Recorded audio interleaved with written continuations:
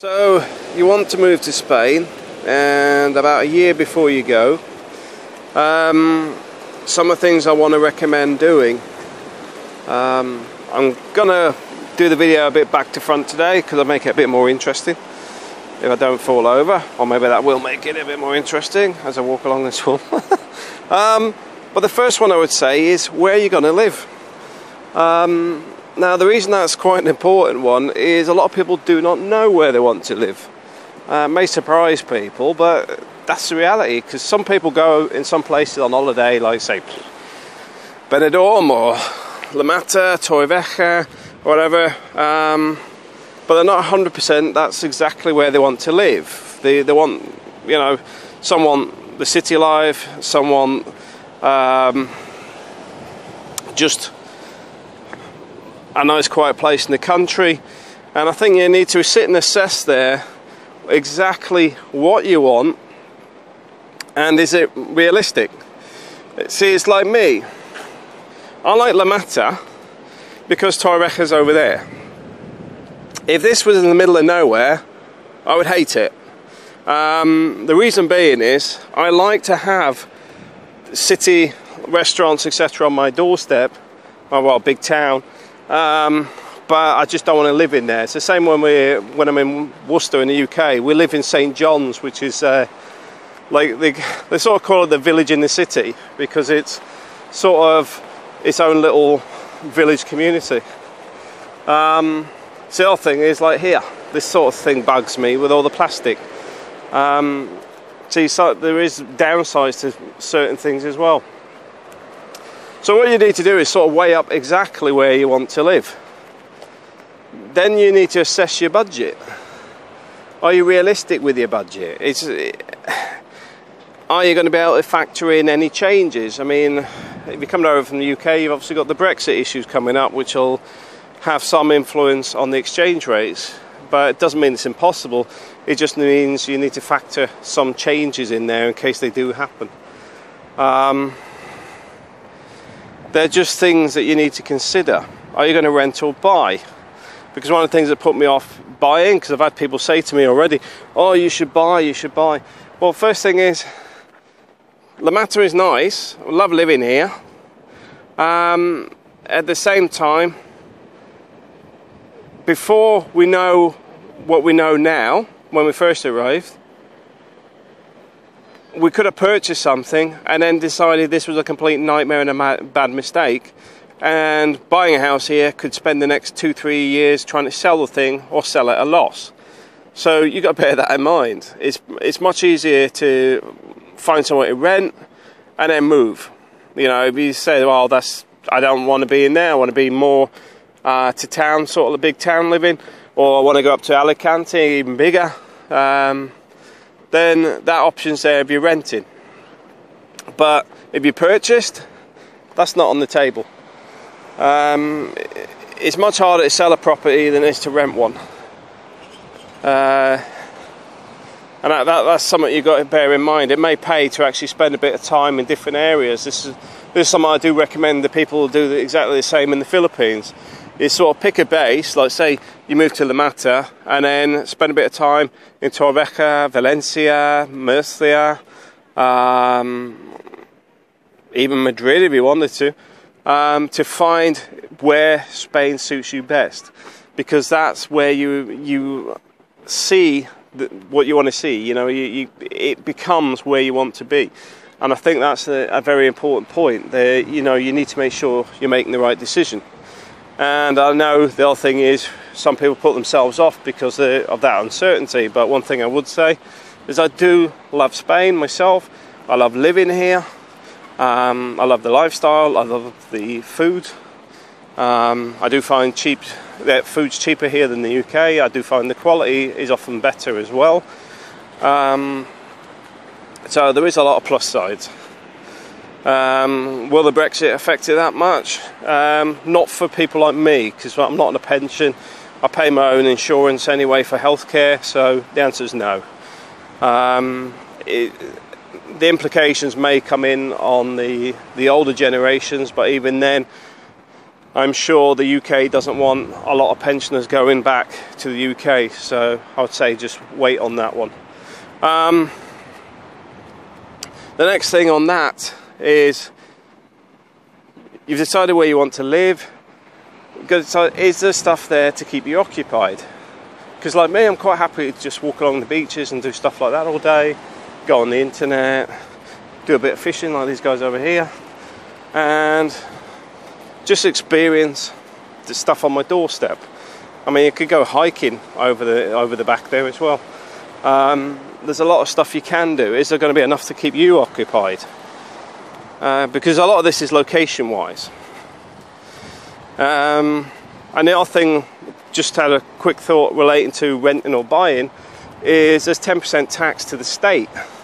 So this is one of the things when we rented here, the amount I would have paid in tax to the government for the property we need, we still haven't paid in rent in the last 3 years, because the tax would actually have been higher. That's another thing you ought to consider. That 10% is it's a lot of money for nothing, really. It's just taxation.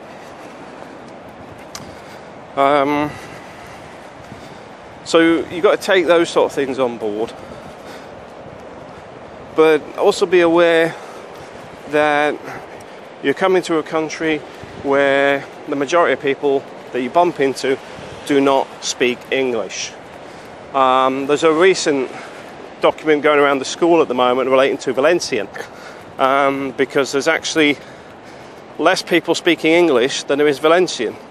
But at the same time in this area, the difference is only 3% between the two. It's 13% English and 16% Valencian. And there's a bit of a debate on, because obviously here, about 50% of the population isn't even Spanish. So there's like Russian, Ukrainian, and 101 other things going on language-wise. So that's another consideration to go on there. So if you're a year out or whatever, you need to learn Spanish, and I highly recommend it, because I generally find anybody that helps you out here, and I say generally because there's a few good people out here, they want money, and often they want money for nothing. Because one of the big problems you have in Spain, I find, is the rules can change slightly depending on who you're talking to. And I say slightly because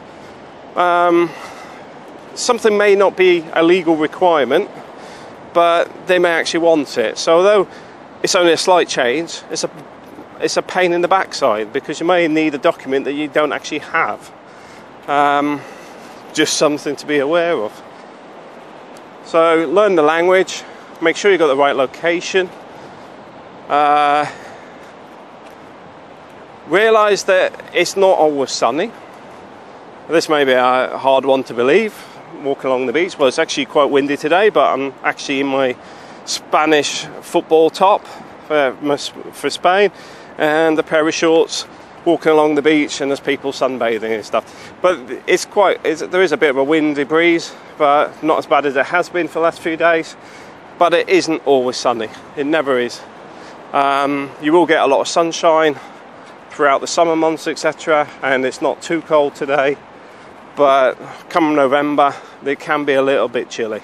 Not cold in the sense of downtown Glasgow on a December afternoon, but still cold enough that you may still need to bear in mind that you'll need some winter clothes for that period of time. One of the things we have is we have winter and summer clothes here, so we keep vacuum bags. So we swap them over, like I think April did it 2 weeks ago. All the winter stuff went away, the duvets, all that sort of stuff. And the aircon's been off now for about 2 weeks. So, yeah, the aircon on heat, by the way, not cold. So that's something to bear in mind. Also, winter living's normally a little bit more expensive because of the heating bills. But beyond that, I think that's the main things to think about. Also making sure your passport's up to date and you know how to get your EHIC card. If you're looking at getting a new car, is it better to just wait until you come to Spain? Just bear all this sort of stuff in mind. Don't commit yourself to stuff that can be expensive in the UK that may actually be a problem when you actually reach Spain. Car registration can be expensive, and often it's better to sell the car and buy a heap of junk here than actually transfer a car over or buy a brand new one. The reason I say that is a lot of the old vehicles are absolute knackers. People haven't looked after them, haven't maintained them, they bump park, etc, etc. So you do get a lot of nails. So these are things to consider a year out before you start that transition. And I do think things like electronics can be a bit cheaper in the UK, but also it's worth taking a look at anything you think you may need for Spain in advance that may not be available. And some of that's worth doing if you come out here on holiday or short trips, just to get a feel for what's available. Because the internet isn't really a big thing here in Spain.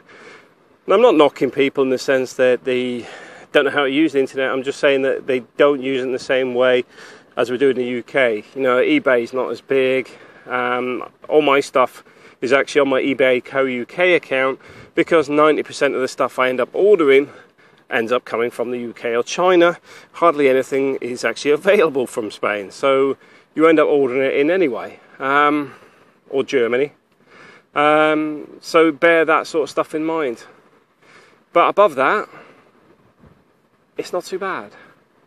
You know, you will have the bank accounts and stuff to sort out, but we'll talk about that next. Thanks for watching.